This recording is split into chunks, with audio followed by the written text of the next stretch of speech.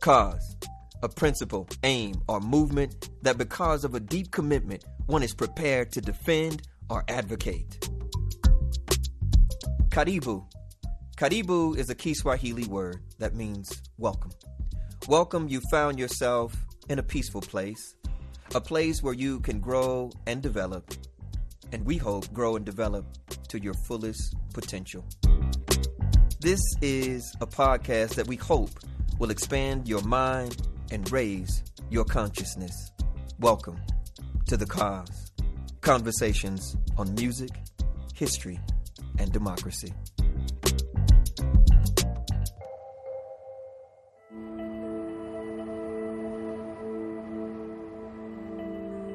If there is no struggle, there is no progress.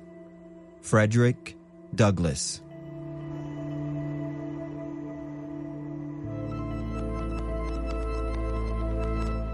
Juneteenth reminds us, freedom delayed is not freedom denied, so long as memory becomes movement and history becomes hope. Welcome to The Cause, conversations on music, history, and democracy. I'm your host, Dr. Reiland Rabaka, and welcome to this special episode on Juneteenth. It's called Juneteenth. Freedom deferred, freedom declared, freedom demanded. Today, we turn our attention to one of the most important commemorations in American history, Juneteenth. What is Juneteenth? Why is it celebrated? Why is it historically important and culturally significant? Not only for African Americans, but for all Americans. What does Juneteenth teach us about slavery, freedom, democracy, citizenship, memory, resistance, and hope? And what might Juneteenth teach us about ourselves? You see, Juneteenth is more than a holiday. It is more than a date on a calendar. It is more than a festival, a parade, a cookout, or a community gathering. Juneteenth is a historical mirror. It asks us to look honestly at America's promises and America's contradictions. It asks us to remember both the wounds and the wonders of the American experiment. Because Juneteenth tells a story that is simultaneously tragic and triumphant. It is the story of a people held in bondage who dreamed of freedom. It is the story of freedom proclaimed but postponed. It is the story of a democracy that was incomplete and a people who struggled to make it more complete. Today, we will explore the origins of Juneteenth, the movement to make it a national holiday, the contributions of enslaved and freed African Americans to democracy, and the enduring power of Frederick Douglass's famous speech, "What to the slave is the 4th of July," and the extraordinary artistic traditions that emerged from the crucible of slavery. Once again, welcome to The Cause. Today's great cause is Juneteenth.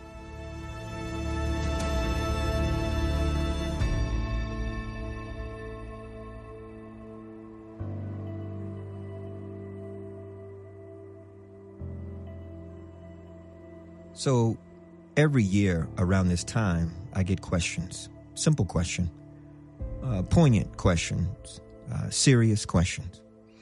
What is Juneteenth?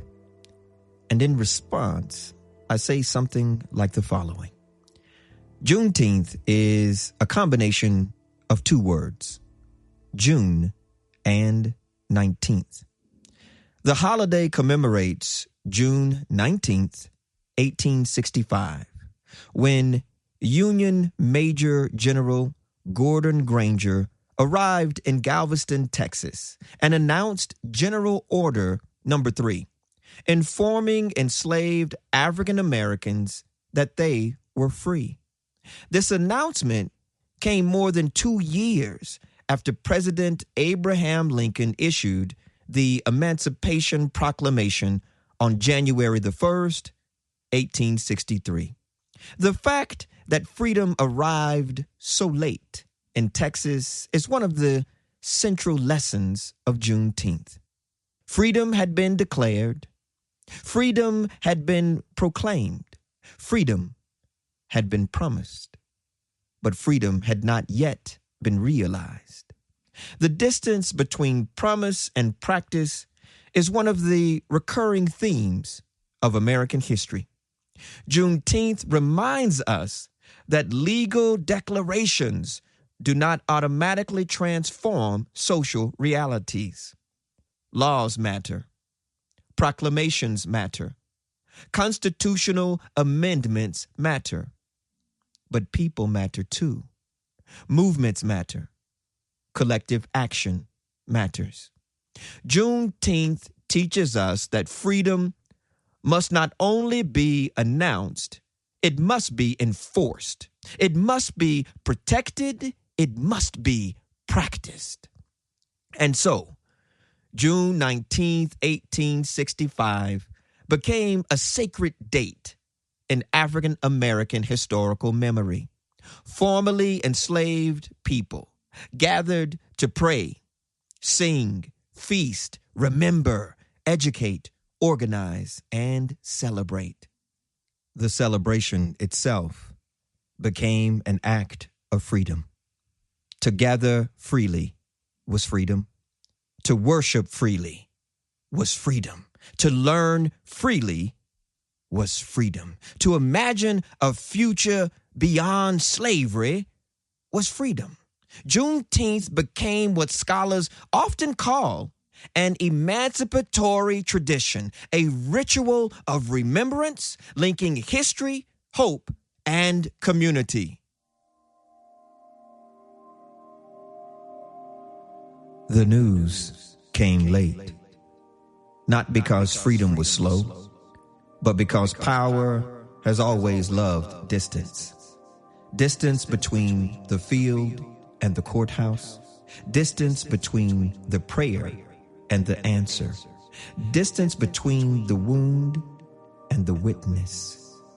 The horse carried a message. The wind carried a rumor. The people carried each other. And that is how history survives. Not in marble, not in monuments, not in the polished speeches that dress themselves in certainty. History survives in hands. Hands planting. Hands praying. Hands lifting a child above flood water. Hands stitching tomorrow into a torn and trembling today.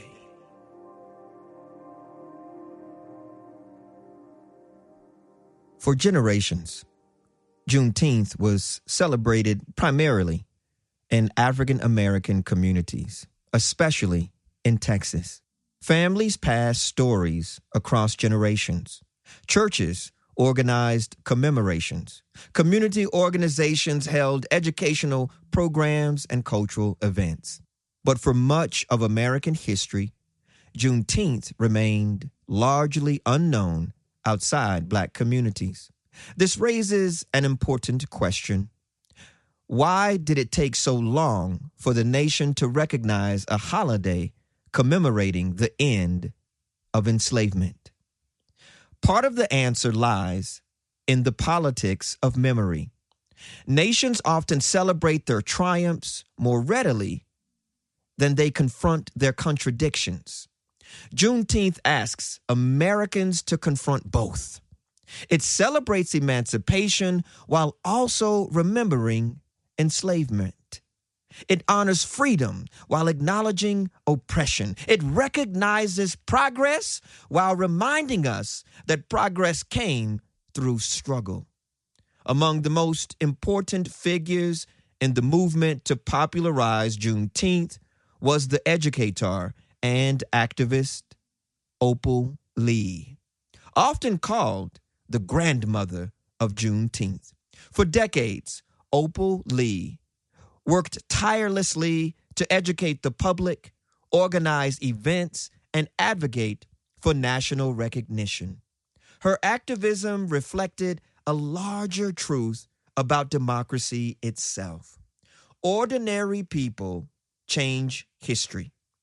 Not only presidents, not only legislators, not only judges. Teachers change history. Organizers change history. Grandmothers change history. Communities change history. In 2021, Juneteenth became a federal holiday in the United States. The achievement represented decades of organizing by activists, educators, historians, churches, community groups, and countless citizens committed to preserving historical memory. A day that reflects what the Psalm tells us. Weeping may endure for a night, but joy cometh in the morning. Juneteenth marks both the long, hard night of slavery and subjugation and a promise of a brighter morning to come. This is a day of profound, in my view, profound weight and profound power. A day in which we remember the moral stain, the terrible toll that slavery took on the country and continues to take. But the significance of Juneteenth does not rest merely in federal recognition. Its deeper significance lies in its invitation to learn. Each Juneteenth asks us new questions. What happened? Why did it happen? Who benefited? Who suffered? Who resisted? Who struggled? Who dreamed? Who fought? And who carried freedom forward?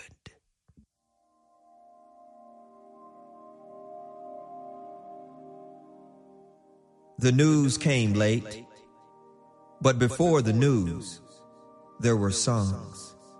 Songs rising from cabins where darkness gathered early.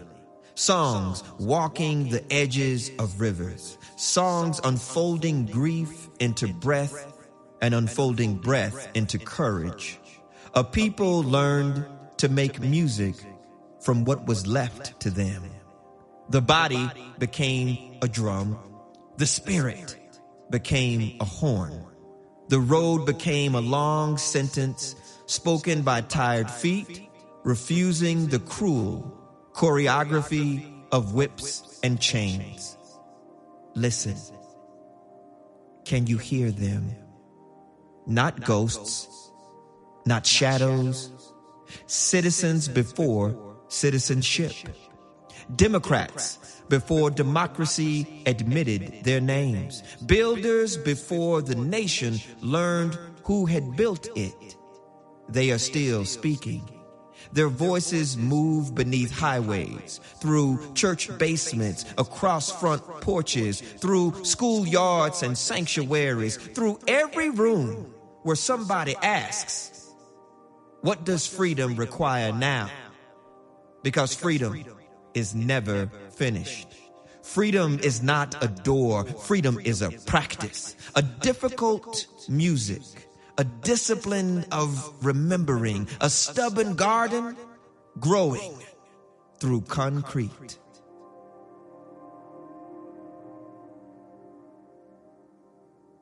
Too often, discussions of slavery focus only on what was taken from enslaved Africans.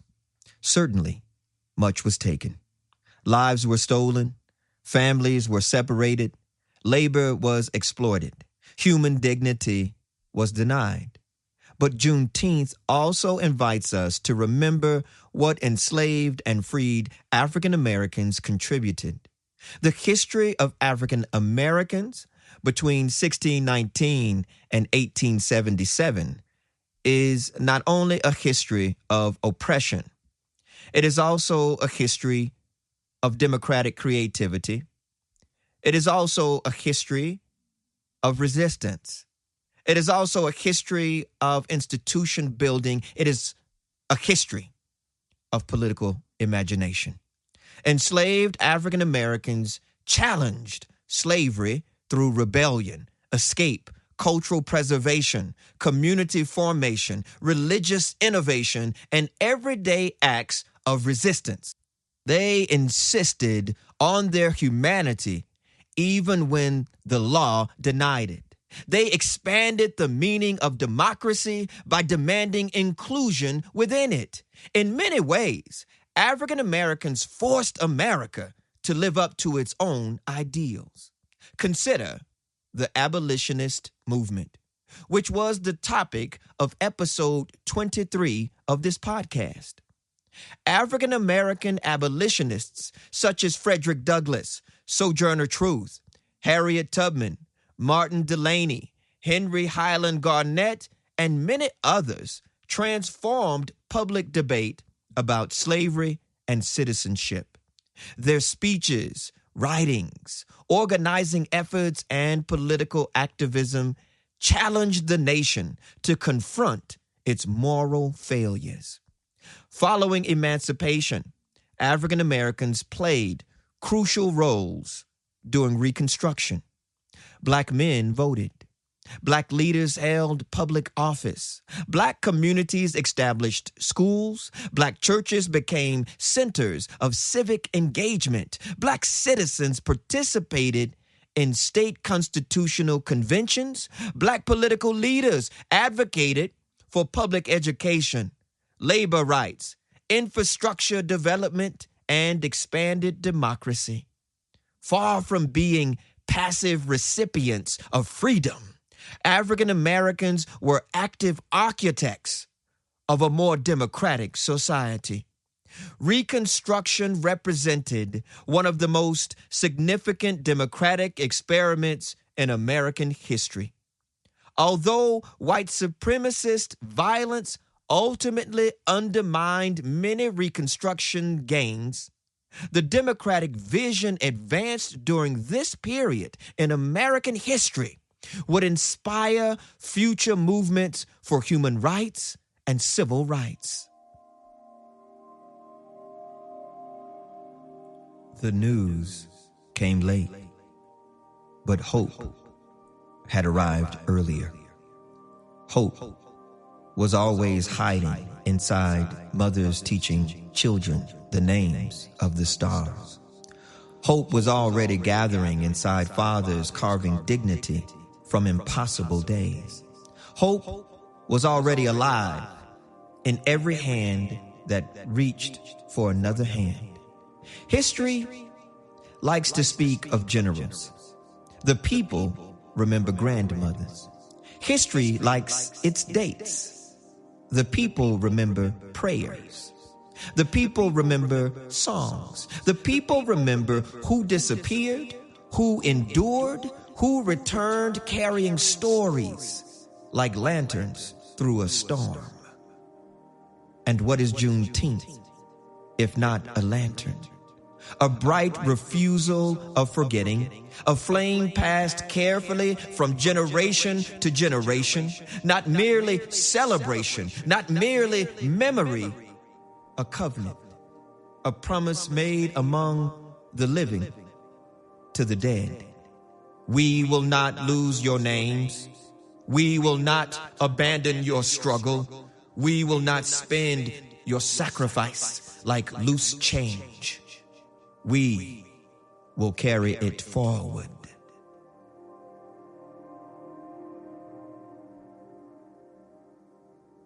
No discussion of Juneteenth is complete without discussing Frederick Douglass, and in particular, Douglass's 1852 speech, where he delivered one of the most important speeches in American history.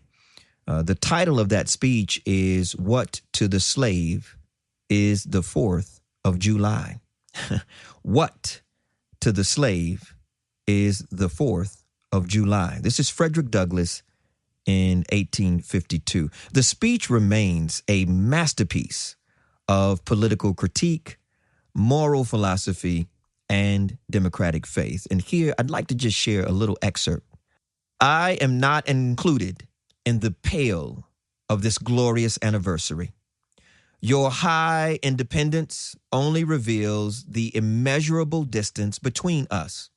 The blessings in which you this day rejoice are not enjoyed in common. The rich inheritance of justice, liberty, prosperity, and independence bequeathed by your fathers is shared by you, not me. The sunlight that brought light and healing to you has brought stripes and death to me. This 4th of July is yours, not mine. You may rejoice. I must mourn. To drag a man in shackles and chains into the grand illuminated temple of liberty and call upon him to join you in joyous anthems is inhumane mockery and sacrilegious irony. Do you mean, citizens, to mock me by asking me to speak today? If so, there is a parallel to your conduct. And let me warn you that it is dangerous to copy the example of a nation whose crimes, towering up to heaven, were thrown down by the breath of the Almighty, burying that nation in irrevocable ruin. I can today take up the plaintive lament of a peeled and woe-smitten people. By the rivers of Babylon, there we sat down. Yea, we wept when we remembered Zion. We hanged our harps upon the willow in the midst thereof.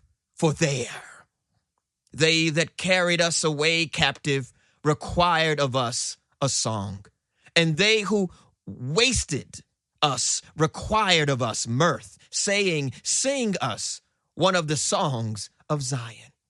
How can we sing the Lord's song in a strange land? If I forget thee, O Jerusalem, let my right hand forget her cunning. If I do not remember thee, let my tongue cleave to the roof of my mouth. Fellow citizens, above your national tumultuous joy, I hear the mournful wail of millions whose chains, heavy and grievous yesterday, are today rendered more intolerable by the jubilee shouts that reach them. If I do forget, if I do not faithfully remember those bleeding children of sorrow this day, may my right hand forget her cunning, and may my tongue cleave to the roof of my mouth. To forget them, to pass lightly over their wrongs, and to chime in with the popular theme would be treason most scandalous and shocking, and would make me a reproach before God and the world. Oh, that is Frederick Douglass from his 1852 speech, What to the Slave is the 4th of July. Now, notice the tension at the heart of the speech. Douglass does not reject American ideals. He challenges Americans to honor them. He does not condemn liberty itself. He condemns hypocrisy. He does not attack democracy. He exposes democratic failure. The distinction is crucial. Douglass understood that the principles articulated in the Declaration of Independence possessed enormous moral power. The problem was not the ideals. The problem was the nation's refusal to extend those ideals to everyone. One of the most remarkable aspects of the speech is its structure. Douglass begins by acknowledging the significance of the 4th of July for many Americans. Then he pivots, as only Mr. Douglass can. He asks what that celebration means for those held in bondage. The answer is devastating. The holiday reveals the gap between national rhetoric and social reality. For the enslaved, celebrations of liberty could become painful reminders of exclusion. Douglass's speech functions like a mirror. It forces the nation to see itself. But even amid his criticism, Douglass remains committed to the possibility of democratic transformation. He believed America could become better than it was. He believed democracy could be expanded. He believed justice could prevail. This combination of critique and hope remains profoundly relevant. Juneteenth and Douglass's speech belong together because both ask the same question. What does freedom mean? Not freedom as an abstract idea, not freedom as a slogan, freedom as a lived reality, freedom as dignity, freedom as citizenship, freedom as participation, freedom as humanity. The challenge Frederick Douglass posed in 1852 continues to echo today. How do we close the distance between democratic ideals and democratic realities? That question remains one of the great causes of our time. The news came late, but the people were already moving, already dreaming schools, already imagining ballots, already building churches, newspapers, mutual aid societies, gathering places for a freedom larger than survival. Because survival was never the destination. The destination was dignity. The destination was belonging. The destination was a country capable of recognizing all the hands that made it. And still we travel. Still the road bends. Still democracy arrives unfinished at our doorstep, asking questions. Still justice appears with work clothes on. Still freedom calls our names before dawn. And so Juneteenth returns, year after year, bell after bell, song after song. It returns carrying reminders that delayed freedom is not defeated freedom, that memory can become movement, that movement can become transformation, that transformation can become a wider circle of human possibility.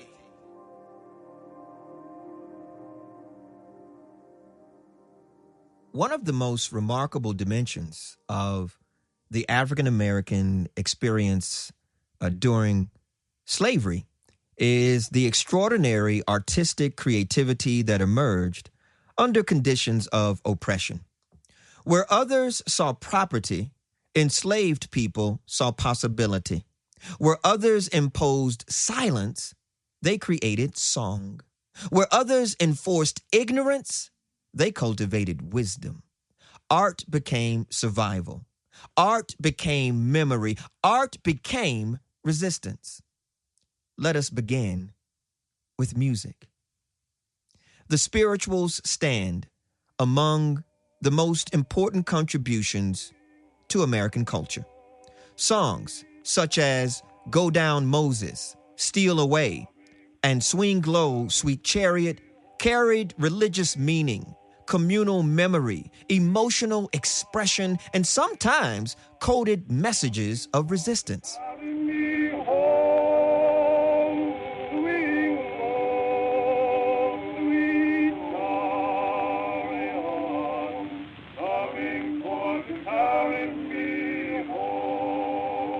The spiritual transformed suffering into sound. Pain became poetry. Hope became harmony. History became melody. These songs would later influence gospel, blues, jazz, rhythm and blues, soul, funk, rap, and countless other musical traditions. The soundtrack of American music is deeply indebted to the creativity of enslaved Africans and their descendants.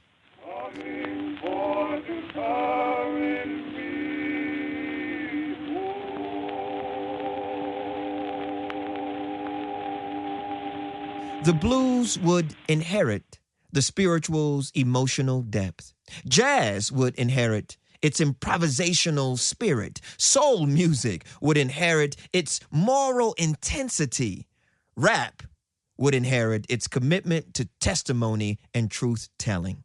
The story of American music cannot be told without African American music, nor can the story of American democracy. In literature, enslaved and formerly enslaved African Americans produced powerful narratives that exposed the realities of slavery.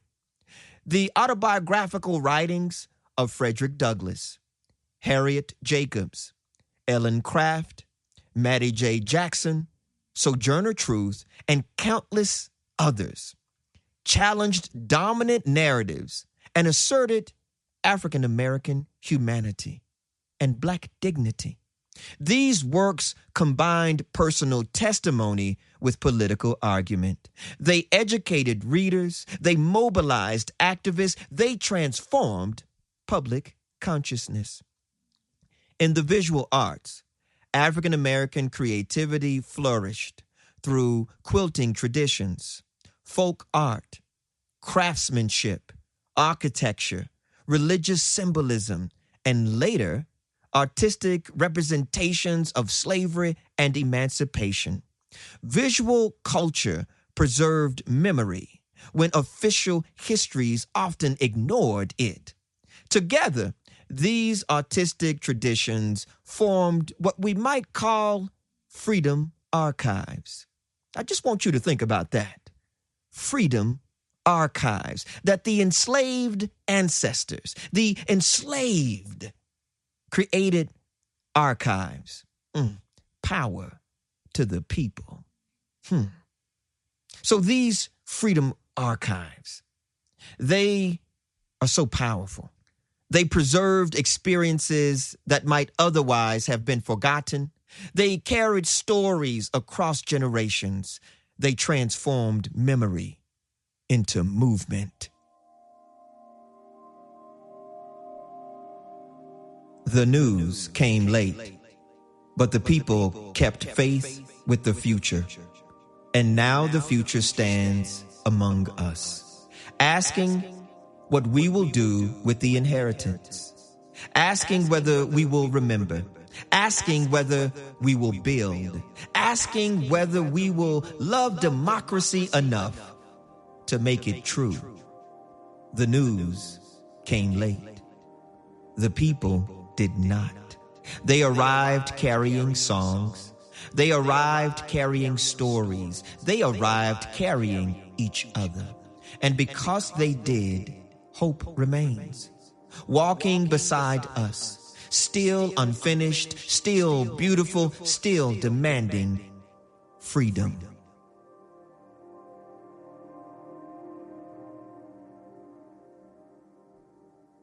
Why does Juneteenth still matter today? Some people ask whether Juneteenth is still relevant. And hey, we need to be real. We live in America and we have freedom of speech. That is a realistic question. And I get it often where I live in Boulder, Colorado. And so whenever people ask me, and they often do every year come June, whenever they ask me whether Juneteenth is still relevant, I answer yes, profoundly yes. Juneteenth matters because democracy requires memory. A society that forgets its past risks repeating its mistakes. A society that remembers its past gains wisdom for the future. I want you to think about that. If we remember our past, we are gaining wisdom for the future. Juneteenth matters because it reminds us that freedom is not self-executing. Freedom needs workers. Freedom needs fighters. Freedom needs strugglers. Freedom needs defenders. Rights won can be rights lost. Progress achieved can be progress reversed. Democracy requires vigilance. I'm going to say that again because somebody ain't listening like they supposed to had been. Democracy requires vigilance. Juneteenth matters because it broadens our understanding of American history. It encourages us to move beyond simplified and triumphalist narratives. It invites complexity. It invites honesty. It invites courage. Most importantly, Juneteenth matters because it celebrates human resilience.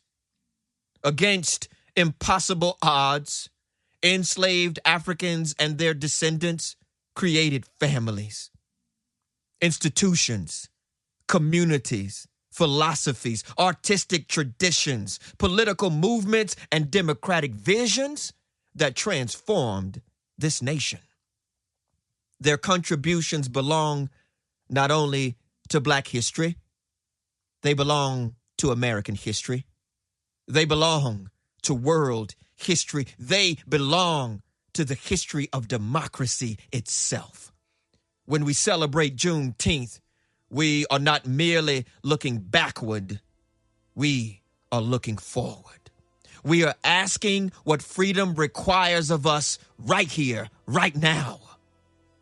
What does freedom require in our schools? What does freedom require in our workplaces? What does freedom require in our communities? What does freedom require in our democracy? These questions, these key questions, these are the questions that keep Juneteenth alive. They keep Juneteenth real. They keep Juneteenth relevant.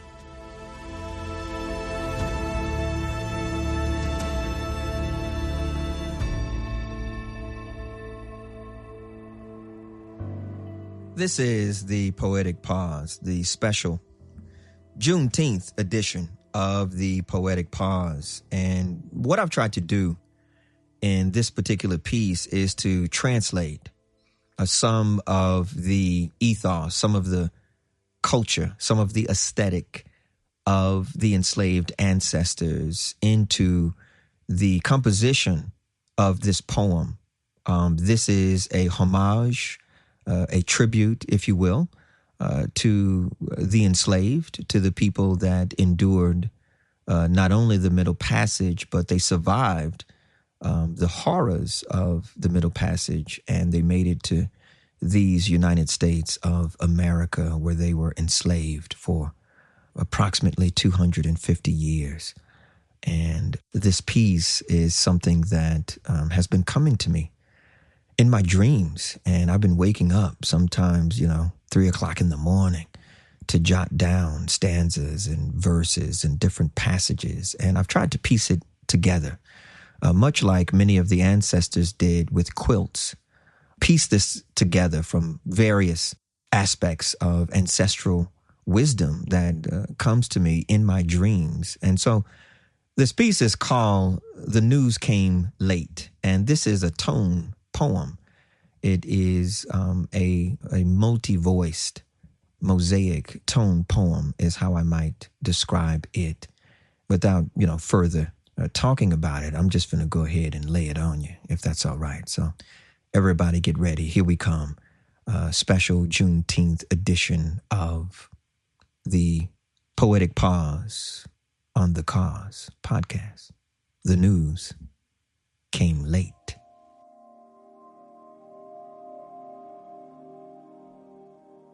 The news came late, not because freedom was slow, but because power has always loved distance. Distance between the field and the courthouse. Distance between the prayer and the answer. Distance between the wound and the witness. The horse carried a message. The wind carried a rumor. The people carried each other. And this is how history survives. Not in marble, not in monuments, not in the polished speeches that dress themselves in certainty. History survives in hands.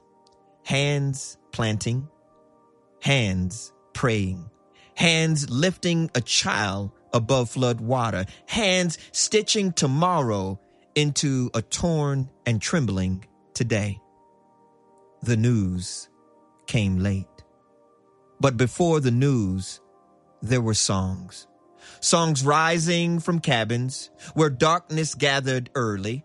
Songs walking the edges of rivers. Songs folding grief into breath and unfolding breath into courage. A people learned to make music from what was left to them. The body became a drum. The spirit became a horn. The road became a long sentence spoken by tired feet, refusing the cruel choreography of whips and chains.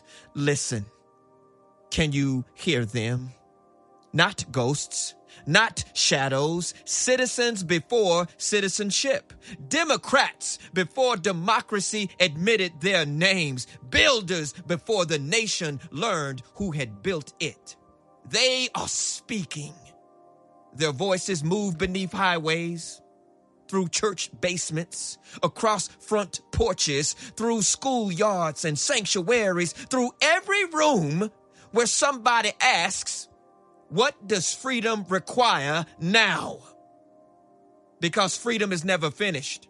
Freedom is not a door. Freedom is a practice, a difficult music, a discipline of remembering, a stubborn garden growing through concrete. The news came late, but hope had arrived earlier. Hope was already hiding inside mothers teaching children the names of stars. Hope was already gathering inside fathers carving dignity from impossible days. Hope was already alive in every hand that reached for another hand. History likes to speak of generals. The people remember grandmothers. History likes its dates. The people remember prayers. The people remember songs. The people remember who disappeared, who endured, who returned carrying stories like lanterns through a storm. And what is Juneteenth if it is not a lantern? A bright refusal of forgetting, a flame passed carefully from generation to generation. Not merely celebration, not merely memory, a covenant, a promise made among the living to the dead. We will not lose your names. We will not abandon your struggle. We will not spend your sacrifice like loose change. We will carry it forward. The news came late, but the people were already moving, already dreaming, already imagining ballads, already building churches, newspapers, mutual aid societies, gathering places for freedom larger than survival, because survival was never the destination. The destination was dignity. The destination was belonging. The destination was a country capable of recognizing all the hands that had made it. And still we travel. Still the road bends. Still democracy arrives unfinished at our doorsteps, asking questions. Still justice appears with work clothes on. Still freedom calls our names before dawn. And so Juneteenth returns year after year, bell after bell, song after song. It returns carrying reminders that delayed freedom is not defeated freedom, that memory can become movement, that movement can become transformation, that transformation can become a wider circle of human possibility. The news came late, but the people, the humble people, kept faith with the future. And now the future stands among us, asking what we will do with the inheritance, asking whether we will remember, asking whether we will build, asking whether we will love democracy enough to make it true. The news came late. The people did not. They arrived carrying songs. They arrived carrying stories. They arrived carrying each other. And because they did, hope remains, walking beside us, still unfinished, still beautiful, still demanding freedom.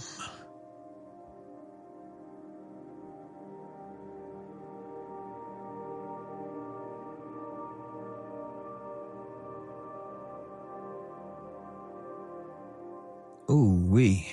Them vibes. Those ancestral vibes, the ancestral wisdom, the spirit is up in here in the car studios with us. John, can y'all feel that, man?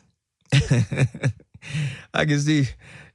Did you see the candle just went out? The candle, man, it just went out, in the middle of reciting the poem, bruh. What? I mean, come on, you can't tell me they not here with us. Oh, that our dead don't die, because they live on through the good works that we do. And as my grandmother say, what's up, mama? Live clean and let your works be seen. Yeah. As we bring today's conversation to a close, let us remember that Juneteenth is not merely the story of a date. It is the story of a journey from bondage toward freedom, a journey from exclusion toward citizenship, a journey from silence toward voice, a journey from oppression toward democracy. But it is also an unfinished journey. The struggle for freedom did not end in 1865. It continued through Reconstruction. It continued through the long fight against racial segregation. It continued through the civil rights movement. It continues today. Wherever people struggle for dignity, equality, justice, and democracy, Juneteenth teaches us that freedom is never simply inherited. It must be remembered. It must be protected. It must be expanded. It must be shared. So let us read more deeply. Let us listen more carefully. Let us teach more honestly. Let us commemorate more thoughtfully. Let us honor the lives of those who endured slavery and those who fought against slavery. Let us honor those who built schools, churches, movements, families, communities, and democratic institutions from the ashes of oppression. And let us recommit ourselves to the great causes of our time. Because history is not merely something we inherit. History is something we make. Democracy is not merely something we possess. Democracy is something we practice. Freedom is not merely something we celebrate. Freedom is something we struggle to realize together. Thank you. I sincerely thank you.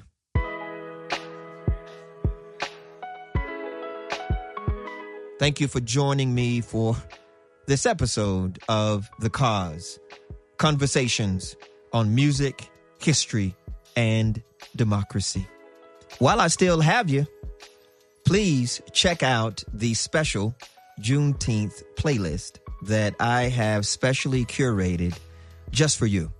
This is a commemoration playlist. This is a homage playlist. This is a playlist for acknowledgement, not simply of the enslaved, but our freedom.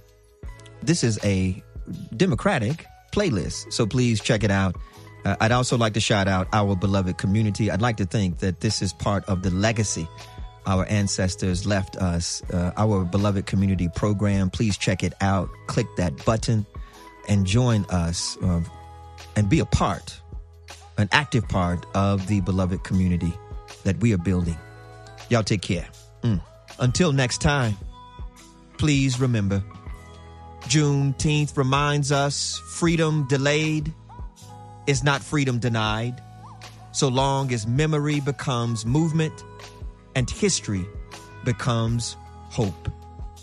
Thank y'all so much for listening to The Cause.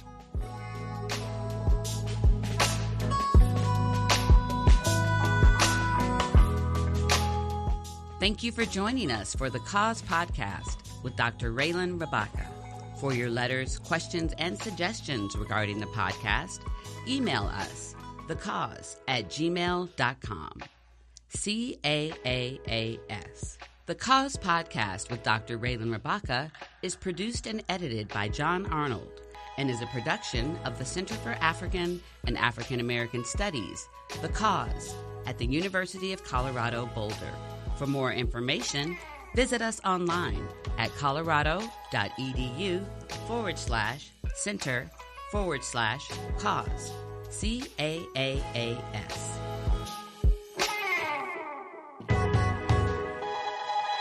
Class is in session, so come and get your lesson. Ooh, The Cause podcast. I love that. Do you love that?